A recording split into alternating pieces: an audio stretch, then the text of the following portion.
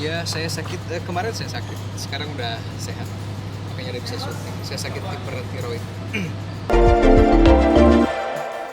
Lama tak terdengar kabarnya, aktor Indra Bruggman membuat geger publik atas pengakuannya di media sosial yang sedang berjuang melawan sakit yang diidapnya.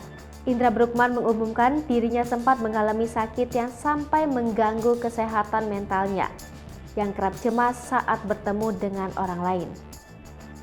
Pria berusia 41 tahun tersebut berbagi cerita tentang sakit hipertiroid yang diidapnya, dengan bermula saat ia merasakan kecemasan berlebih di dalam dirinya.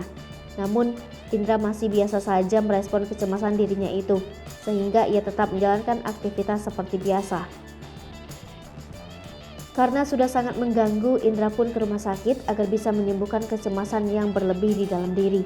Kemudian, Indra Bruggman diberikan obat untuk tiroid dan jantung, agar bisa segera membaik seperti sedia kala.